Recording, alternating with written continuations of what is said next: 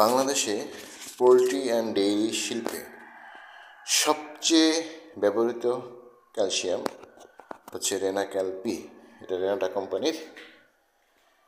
এটা 1 litre রেনাক্যাল P. আসুন দেখি যে 1 লিটার রেনাক্যাল পিতে 1 লিটার আছে কি না। ফয়েল দিয়ে মুখ এয়ারটাইট করা আছে, সব কিছু ওকে আছে।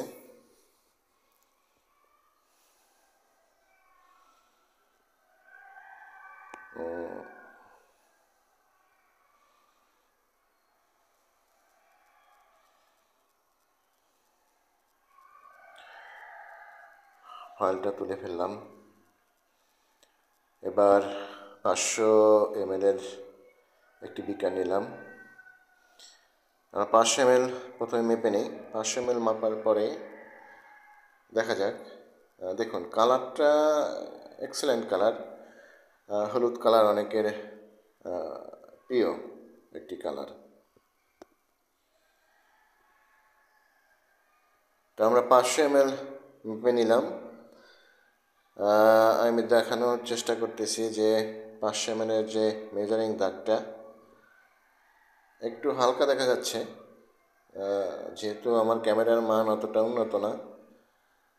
এখানে 500 ml আছে আর কি, না কম না বেশি। 500 ml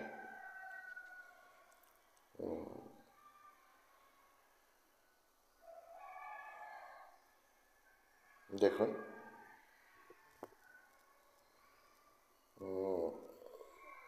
500 ml আমরা এই 500 ml সরিয়ে নিই। এবার আবার নতুন করে 500 ml ঢালি। দেখি এর ভিতরে যদি 500 ml থাকে তাহলে তো এরকম কথাই নেই। দেখুন শেষের দিকে কিন্তু সাদা টাইপের তরলটা, অর্থাৎ মেডিসিনটা বেশি আসে। একটা হচ্ছে যে সিরাপ, আরেকটাকে বলা হয় সাসপেনশন। তো এটা মূলত সাসপেনশন টাইপের, এবং সাসপেনশন টাইপের যে মেডিসিনগুলো অবশ্যই সেগুলো ব্যবহার পূর্বে ভালোভাবে জাকিয়ে নিতে হবে। না নিচে তলানি হিসেবে ক্যালসিয়ামের পরিমাণটা বেশি থাকবে।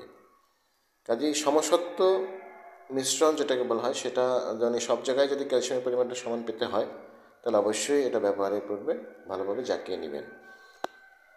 দেখুন আমরা তো দেখার চেষ্টা করি যে এখানে 500 ml আছে কিনা।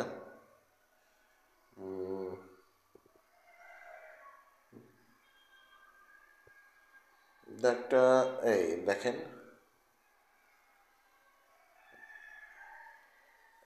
মেজারিং যে দাগটা উপরের